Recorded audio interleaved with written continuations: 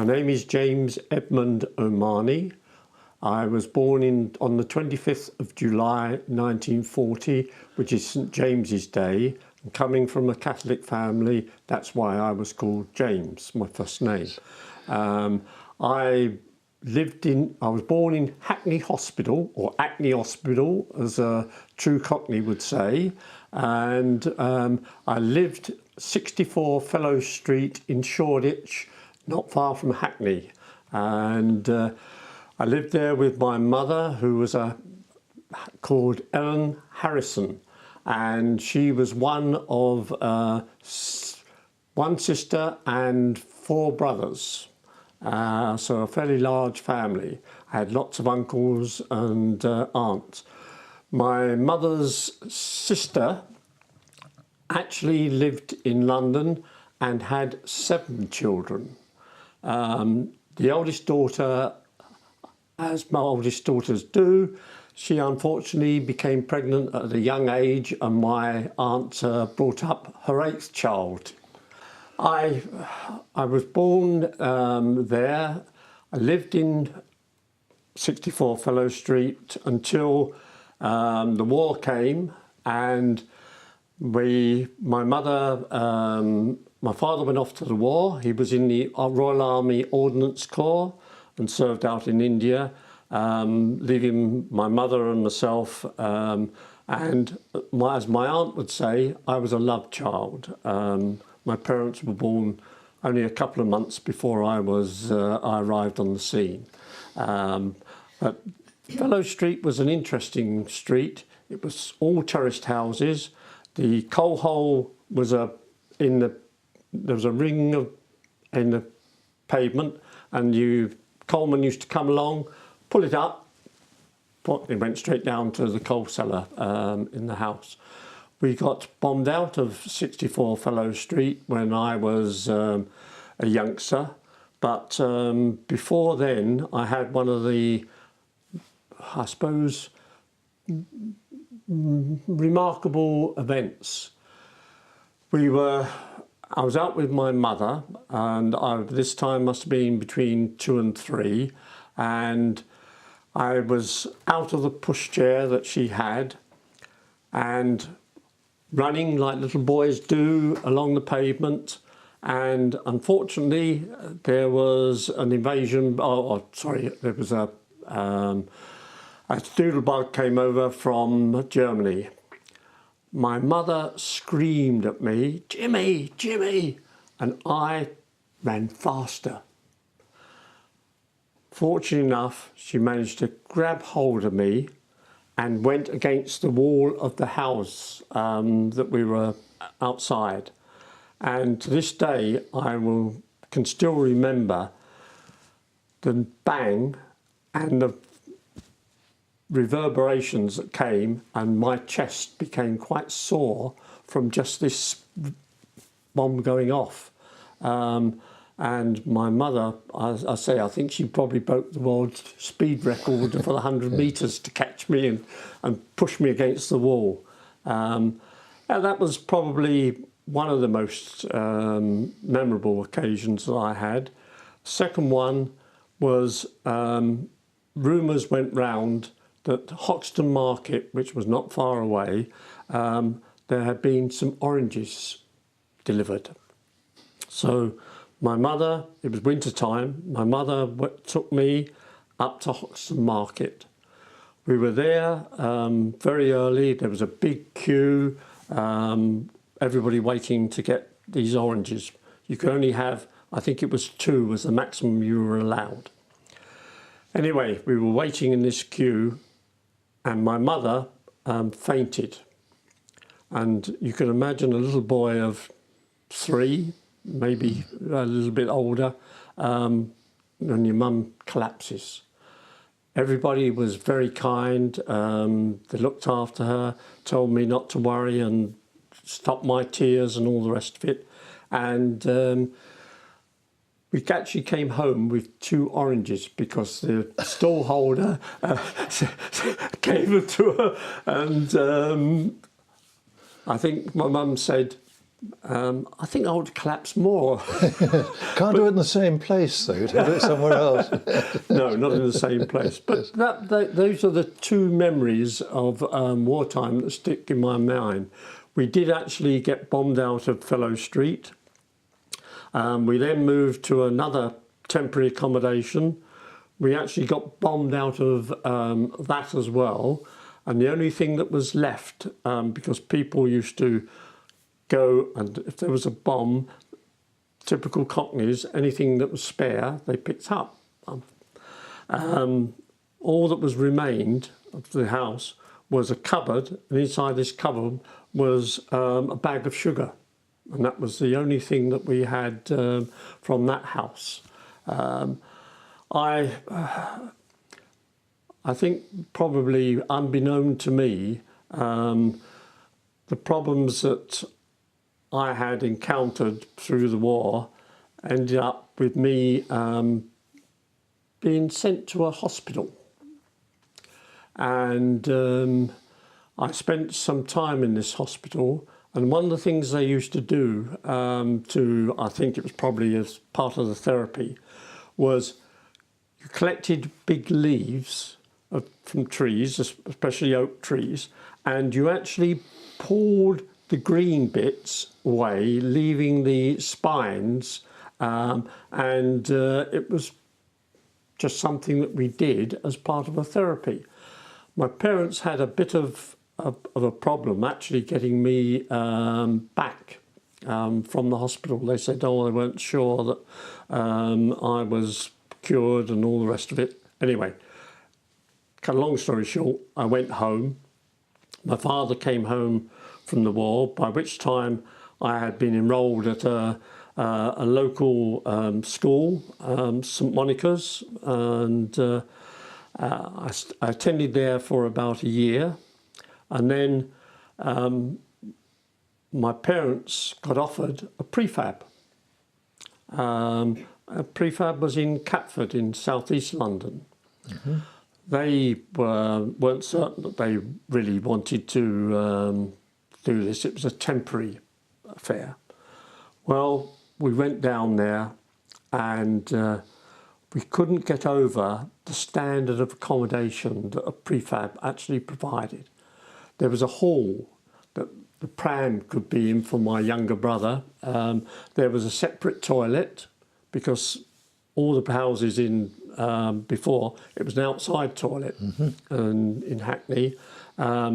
It had 2 bedrooms. It had a fireplace that you could burn fire. So we lived there at least I lived there from 1946 till I left home in about 1966, I suppose it was. No. No. 1960? 1960, sorry, 1960. So about 14 years. Yes, and would you believe it, if you knew the book that was produced by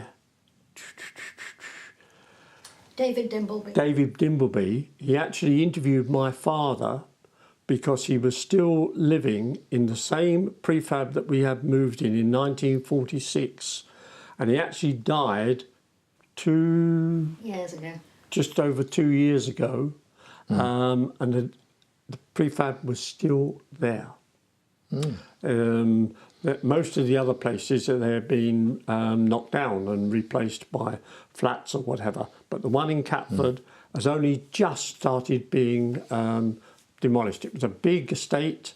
I don't know how many prefabs there must have been. 187. Pardon? 187 on this site. Yes. So it was a big site. But, And of course they were meant to be only temporary, of course. Yes. And I believe there are still prefabs to this day. Yes. In fact, when the council, my father was a typical Irishman. He fought a campaign to retain the prefabs. He led the campaign. He was up in Lewisham Town Hall berating the mayor and the council for seeking to demolish these lovely places, and so it kept it going for a lot longer than would have been the case. Yes. Yeah. Just going back to, I mean, on 2 occasions you were bombed out. Take us through what, if you can remember that, is what actually happened when you were bombed out, therefore you had nowhere to live. What happened? Were you out on the street or? No, that's one of the advantages of a big family. I said my mother was one of,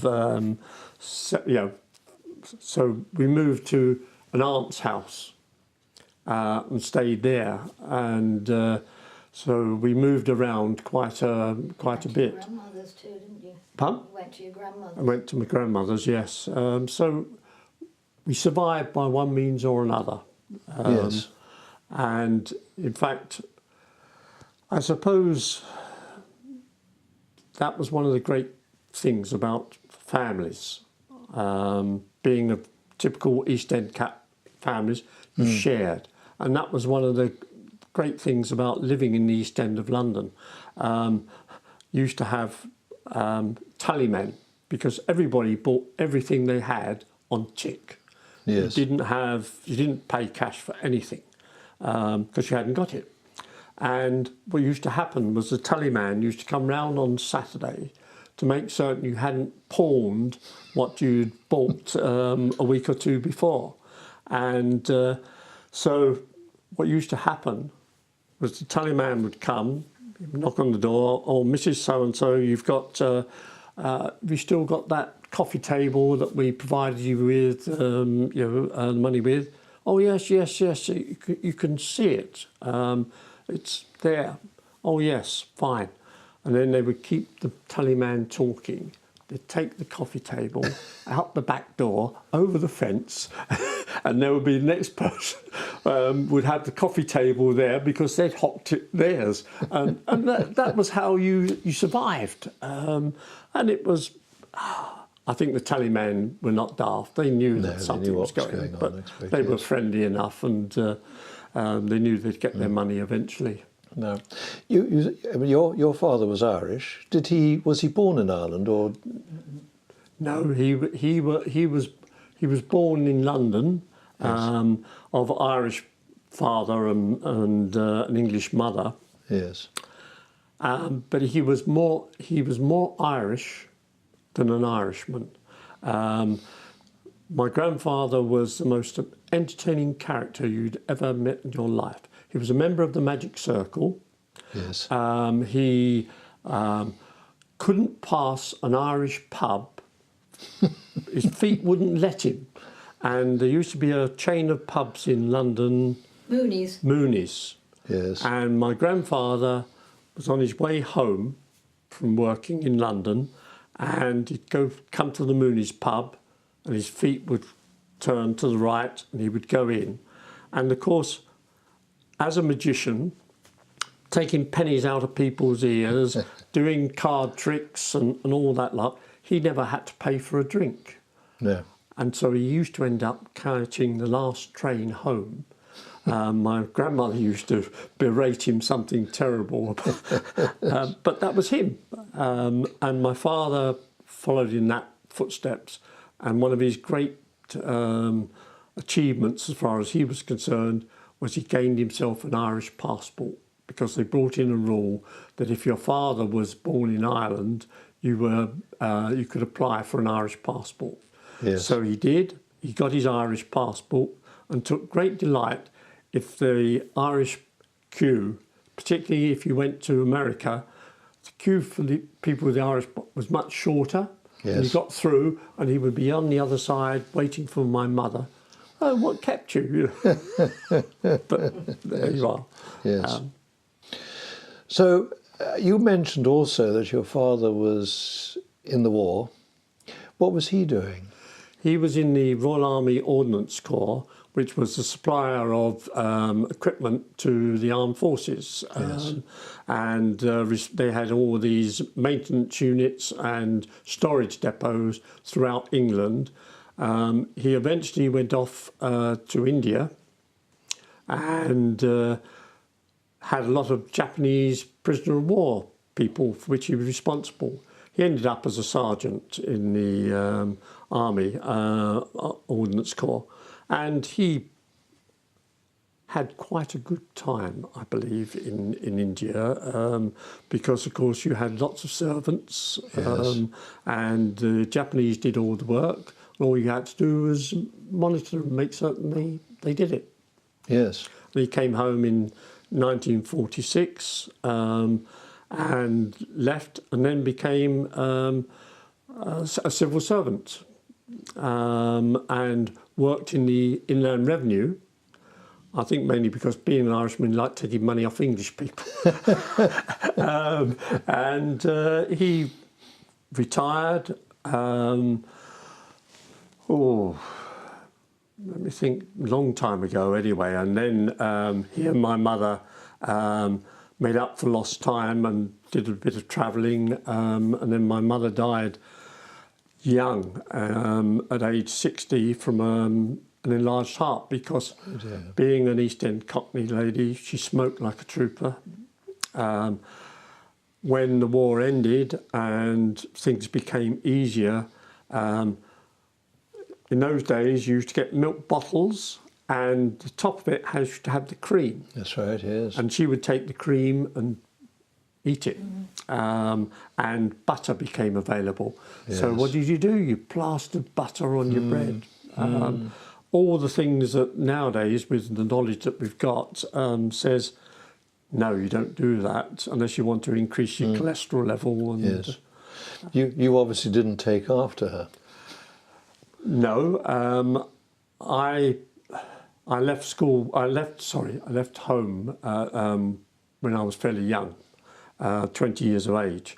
Yes. My father and I did not get on. Oh dear. Well, I was going to come back, if I may. I might just stop at that point, and well, not stop, but really just to interrupt at that point, because I was going to ask you what it was like when your father, who'd been away, what it was like when he returned home. It was a Can I yes. interrupt without... Don't forget, I think you've forgotten... My brother. No. I think you've forgotten the chunk that you and your father and mother were down in the country, weren't you? For a little while, yes. For a while, yes. You had a sort of home together. Yes, because we got moved out. My father, when he was in the Army Ordnance Corps, one of the bases they had was down in Surrey, and Yes. so the family, he found some accommodation for my mother and I to go and join him. Yes. But then when he went off to India, that was it. Yes. We were moved back to London again. That was difficult. I mean, from what you've said, that was a difficult time even when you were there. That's really what I'm asking. Yeah. Because sometimes people resented having been living essentially with your mother Yes. in a very sort of maternal environment, and suddenly this man comes back. Was that something that affected you? Yes. My father and I never got on. I think it was a combination of things. Today, it would be regarded as, what's the expression I could use? Well, I think you were abused Yes, abused as a child. physically. Though I And say it mentally. myself, I was reasonably clever. Yes. And I eventually passed 11 plus. I went to a grammar school. My father resented it because he always felt he lost out by one means or another, and the world had not been kind to him.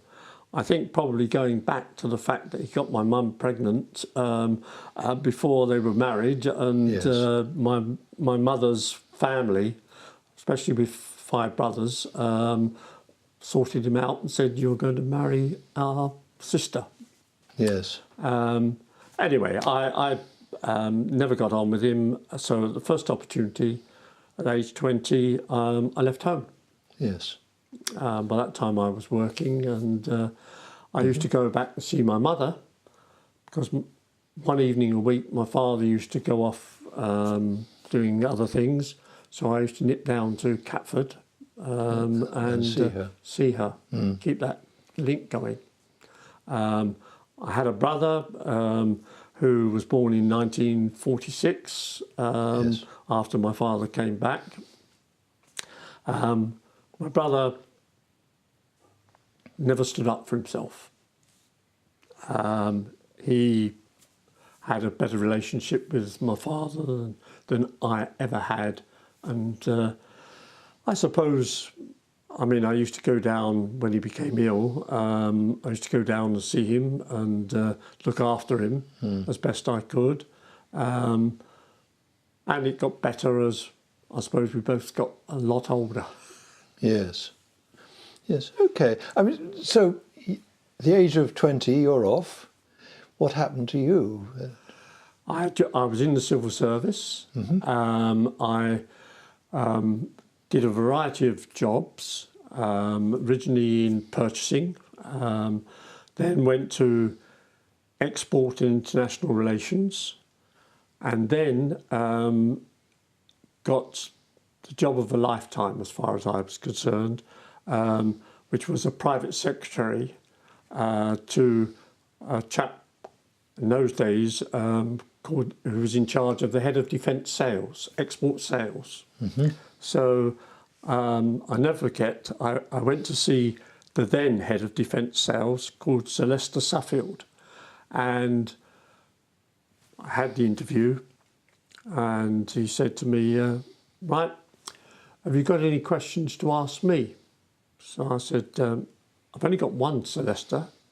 So he said, what's that? I said, well, I understand you're coming to the end of your tenure of office in the post, and that you'll be leaving in about 6 months' time. I said, and then there'll be a new recruit from industry to become the head of defence sales.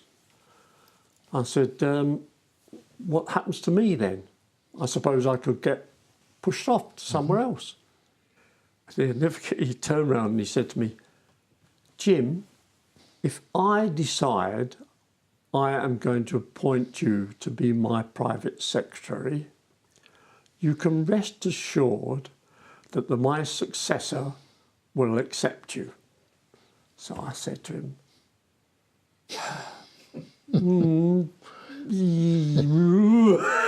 all right, yes. Anyway, I got the job, and then a chap called Sir Ronald Ellis took over. Sir Ronald and I got on extremely well. He had come from British Leyland. He was the managing director of Leyland Bus and Truck in the old days, Yes. and done a lot of international travel. We got on extremely well. I enjoyed the job, and it came to Sylvester's end of term coming up, and he said to me, Jim, I've only got 18 months to go before I leave this job, and there'll be a new one coming. You ought to decide where you want to go next, while I'm still here with a degree of influence to get you where you want to go. So I said to him, okay, thank you for that. I tried the private secretary of the permanent undersecretary, the head of the civil service in the MOD, contacted him, and he said, you're out. He said, when Ron goes, you move on. So I thought, right, Ron's right. So I came back and I said to Sir Ronald, I've been having to think about what I'd like to do next. And you have a post in Washington, D.C. that you are responsible for. I said, I'll talk to Sue, and I wouldn't mind taking up that post if it's all right with you. So I said, well, there have to be a competition for it. And I looked at him, and I know him so well that I said to him, and if I'm not on the inside track, I'll be most disappointed. So he said, you could say that, couldn't you? Yeah. Anyway, yeah. I got the job, and we moved to the United States. I spent 4 years there. Mm-hmm. Came back, I went to work for Ferry Engineering. I worked there, then went to work for British Aerospace, and I finished my career working for British Aerospace. So that's what brought you to the northwest, having left London and then come essentially via Washington to the northwest. Yes. Yes, that 1983. 1983. Yeah. So I mean, we can hear voice off, so let's just hear a little bit about where you met your wife. I first job I had was in the Ministry. Well, it was called the Ministry of Supply in those days, and it was in London, right in the just off the Oxford Street, New Oxford Street, it was called, and there was a crowd of young fellows worked in the building because there was a large contingent of civil servants there, and we used to play table tennis at lunchtime. You're given an hour for lunch, so we used to go and play table tennis and have a sandwich or something, and we used to talk about any talent that was there or was coming there. And one day one of the chaps said to me, "Hey, Jim, have you seen this girl on the 4th floor?" So I said, "No, I haven't seen her." "Well, you're only on the floor, a couple of floors above." So I said, "No, not set eyes on her." "Well, I tell you, she goes up coffee for about 10:15 in the morning." So I thought to myself, oh, well, if it's that good, I'll go and have a look. So I was there, coffee at 10:15 in the morning. I thought, yes, quite good, yes. Marks out of 10, So eventually I plucked up the courage, not direct to Sue, but to a friend of hers, and said, I'd like to take her out if that was possible. So this middle girl, Pat, turned round and spoke to Sue. And I suppose Sue eyed me up and down and thought, well, he's not too bad. And I took her out to see a show called Bye Bye Birdie. Oh, yes. And then took her home. Yeah. And everything went from there. And we got married in 1963. And have been married ever since. So you were married in London? Yeah. Yes, in Worcester Park. Worcester Park, where I live. Yeah. Yes, yes.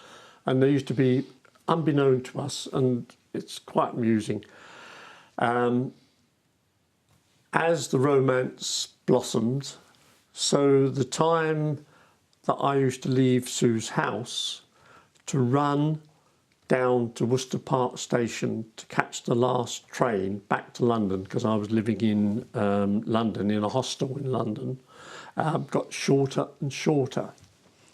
And unbeknown to me, there was a couple just a few doors away from where Sue's mother and grandmother lived, who used to say, "It's time he was going, he's leaving it late to catch that train."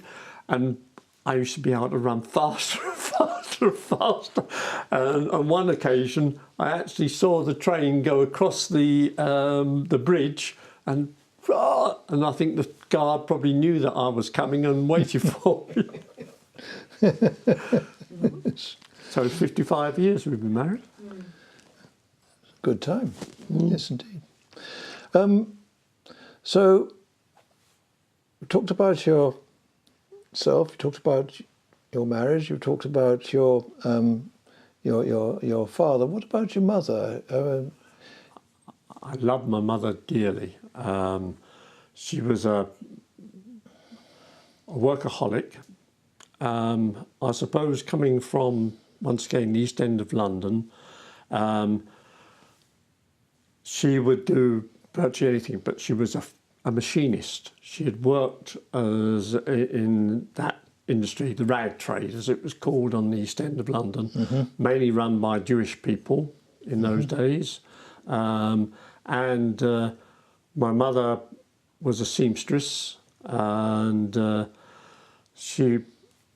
when we moved to the prefab, we used to have stuff delivered to her She had a machine in the back bedroom, in her bedroom, and she would be on the machine doing what was necessary. And then they used to come and collect the shirts or the dresses or whatever it was that she had been working on. She was, she smoked like a chimney, but had a lovely nature and saved me from my father on Yes. more than one occasion.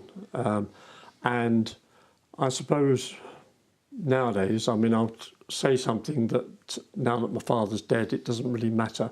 But I've known my mother and father have a row, usually over me. My mother going out of the door of the prefab, and my father locking and bolting the door and virtually saying, she'll have to virtually crawl in. But over the years, as I left home, my brother left home, they were, and times were easier from their point of view because they had both people working. I think they enjoyed one another's company far, far more, and all those privations and problems diminished and, in fact, probably vanished. She Yes. was a lot cleverer than him too. Yes, yes. Very intelligent woman. Yes. Okay. I mean, that's rather a sad note. What about some of the happier times that you remember? I don't think, well, yes, passing the 11 plus was super. I went to a local Catholic primary school run by nuns, and when they announced the results and I had passed, I was on top of the world. I came home, told my mother was absolutely, oh yeah, absolutely great. My father, yes, okay, so. Yeah. It's going to cost us money because you'll have to have a uniform. Whereas if you'd gone to an ordinary school, secondary school, you wouldn't have to have a uniform. Because in those days, everything was about money and survival. Yes. But Salesian College, Battersea, which is where I went to school, I had to catch 2 buses and 2 trains to get there. But I went there because all our local schools played rugby, and I was a football fanatic. Oh. And though I say it myself, I was pretty good at it, and thoroughly enjoyed playing at all different levels. Played for the school first team, first 11, and cricket 11. So sport was easy. But probably now that you mention it, one of the things that I did do with my father persuaded me to play for his football team. Bearing in mind I was only 16, 17 at the time, so I played on the left wing, so I was out of harm's way, if you like, with all these men, and I'll never forget it. I got the ball on the left wing, I pushed it past the full-back, and he brought me down. And the comment from my father, who played left-back, was, "You won't go home with clean shorts today, will you?" Because and all I could do was laugh about it and say, "Yeah, Dad, I suppose that's right," because he used to think, "You played football and your shorts aren't filthy," and Yes. Now you went on, and you when you were what, 17, 18, you would have finished your A levels and so on at that time. Yes. What happened after that? that was when I applied to join the civil service. Right. Yes. Right. Okay. And I got in and was Yes. assigned to the Ministry Yes. of Supply, as it was then. Yeah. Amongst other relatives, you've been talking about your parents, but you also have an aunt. Yes, I had. My father was one of four, so I had two aunts. My auntie Eileen, who was a lovely person, really was great. And she was married to my uncle Cyril, who had been in the army as well. And they lived in Orpington at the very end. I then had my uncle Will, who was the oldest of the family, my dad's eldest brother. He was in the RAF. He was a very intelligent man. He was in the RAF during the war. And then the youngster of the family was my Auntie Mary.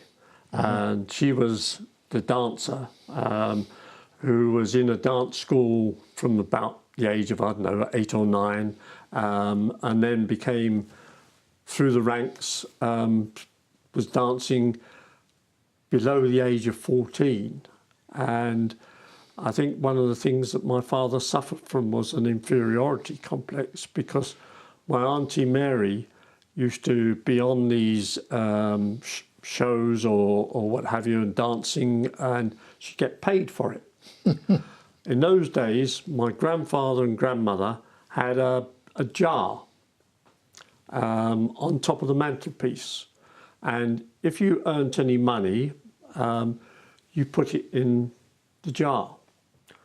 Well, my father hardly earned anything, but my Auntie Mary would come with pound notes, you know, Yes, and put them in the jar, and I think that he really resented it. And she was the one, going back in time, when, as far as I was concerned, it was my mother and father's silver wedding. I said to my brother, we must make something of this occasion. And so we agreed that we would buy a dinner service. I would pay most of it, but you know, we'd share it. And anyway, nothing seemed to happen. And I thought, well, it's normal for, being an East Ender, to have a party to celebrate the occasion. And I went over to my Auntie Mary, who also lived in Orpington, and I said, I can't get over this, not having a party, and don't seem to be any cards coming or anything like that. So she then said to me, didn't you know, Jim? So I said, what? She said, you were a love child. I said, what do you mean? I had assumed that they had been married a year before they were actually married. And the only reason they got married was because I was on the way. And I thought, it's taken me all these years without knowing when they actually got married. And there is a photograph of the wedding, and my mother is holding a bouquet of flowers to... well, it was a wartime wedding. Yeah, not to identify the bump, which Yes. was me. Yeah, Yes. it's very sad. But there you are. These things happen in families. But you had an... sorry, she's butting in. You had an uncle who was a desert... I mean, your mother's brother, Yep. Jim, he was a desert rat. Yes. And your other one Was a paratrooper. was a paratrooper, the younger one. My uncle Ed, yep. And Did my his uncle training Bill. at Ringway. Yep. Just down the road. Yeah. Yes. Yep. And my uncle Bill was also in the forces. All four of them. And Uncle... Uncle John was too young. no, Uncle John was too young, yes. Yeah. Yeah. Three of them did. Yeah, three of them did, yeah. I suspect we're drawing to a close for this, but before we do that, are there any other things that you can remember about the war that go into the delve into the depths of your mind? Is there anything Yes, else? one of the things that started in the wartime and carried on after the war for a period of time was the fact that shops, I can remember being the East End of London, things would, if you knew the shop owner, under the counter there would be things that were on ration, and you could in fact acquire or buy if you had the money.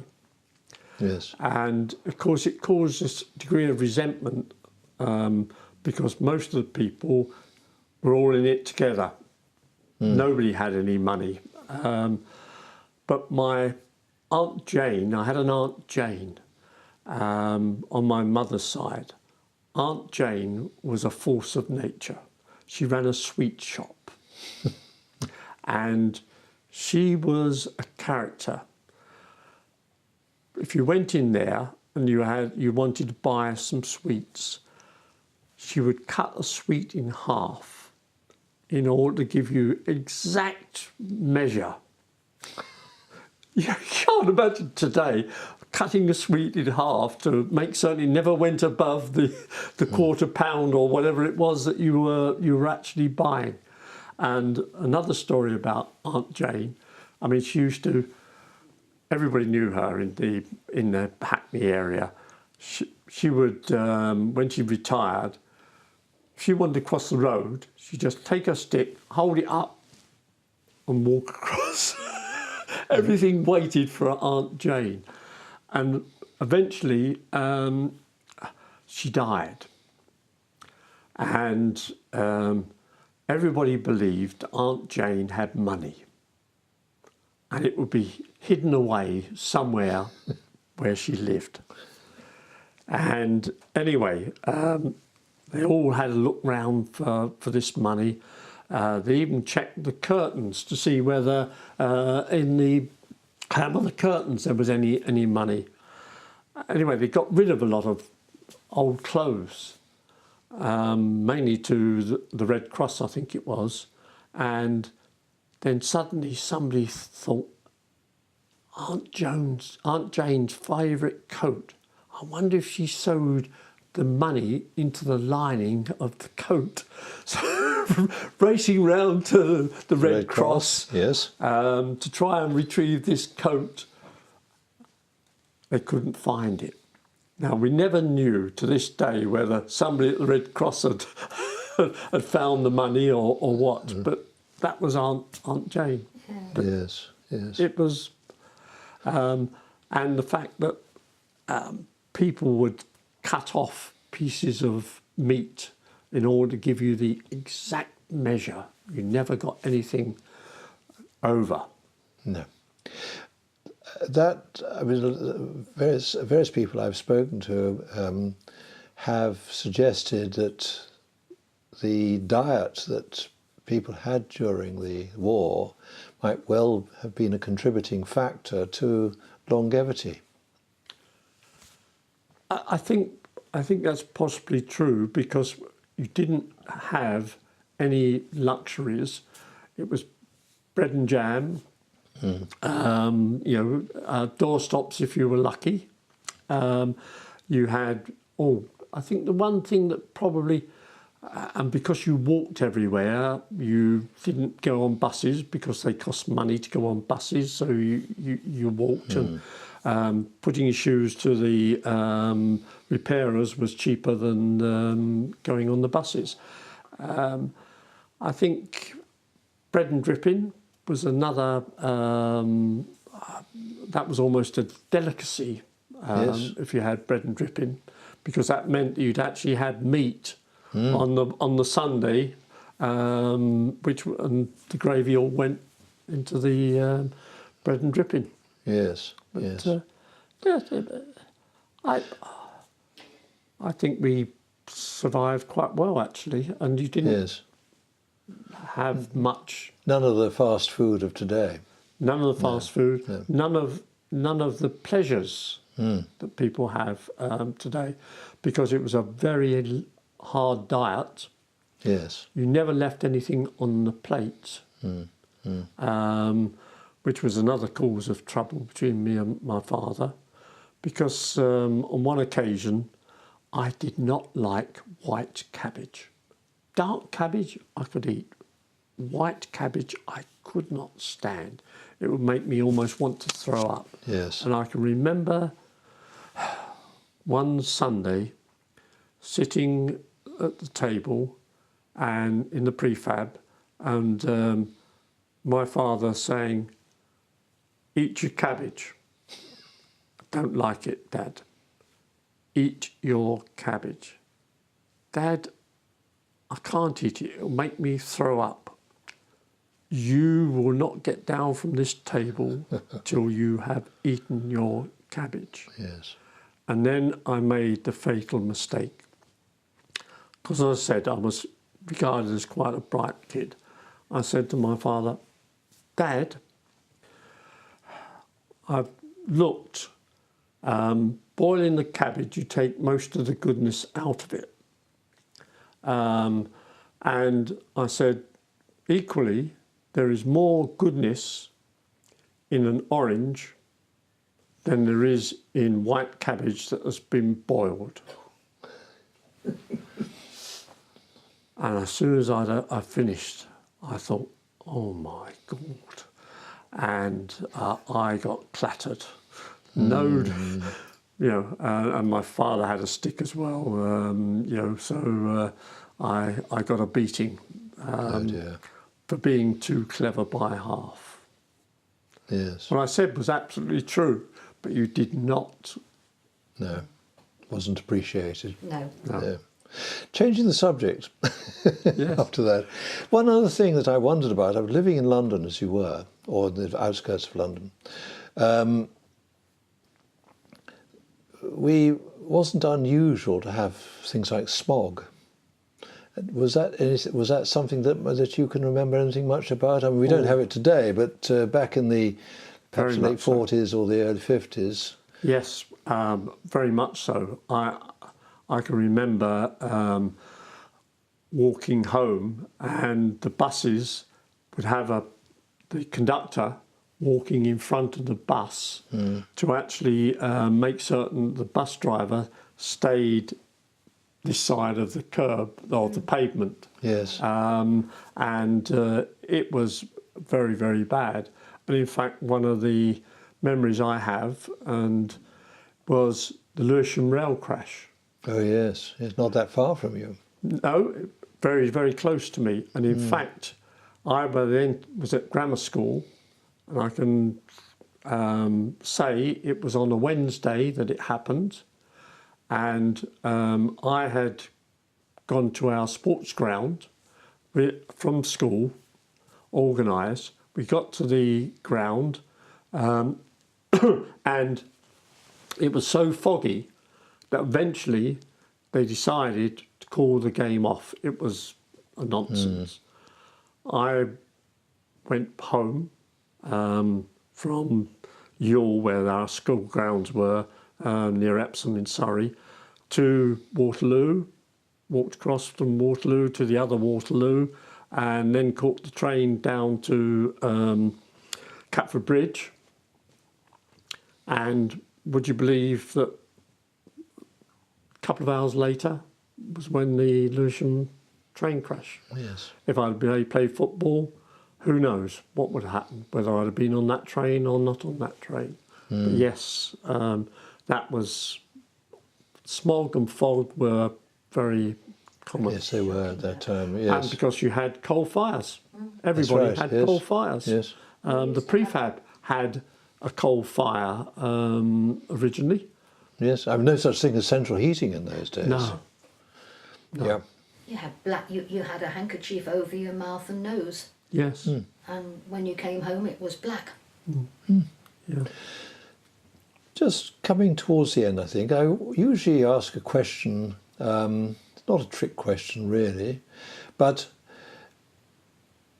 you've had quite a mixed life, I think, from the time that you were born and near the start of the Second World War and through to the present day. Are there any sort of, is there any sort of advice that you might give to youngsters of today as to how they should go about their lives and try and find happiness, if you like, as well as success along the way? We've been very fortunate. We've had 2 sons. We tried to instill in those boys, particularly the love that I didn't have from my father. So I've tried to stay close to them. I like to believe that they've both married 2 lovely girls, 2 lovely daughter-in-laws who we are very, very fond of. We only have 1 grandson, which is a disappointment to us, but there you are. So from a personal point of view, I think good has come out of bad, if you like, because it made me more conscious that there was no way that I was going to have a similar relationship to my sons as I had with my father. No, quite. So, yes, there was. I think you would agree with that, wouldn't you, Sue? Yeah, and I would also say stick at it. Yes. Quite nothing, you get nothing for nothing. You have to work hard. And yes, you do. Materially nowadays you get so much and you expect so much, but there's still a price to pay. And if you're foolish enough to think there isn't, then you'll be very lucky if you have, if things turn out right for you. Yeah. Yes. Okay.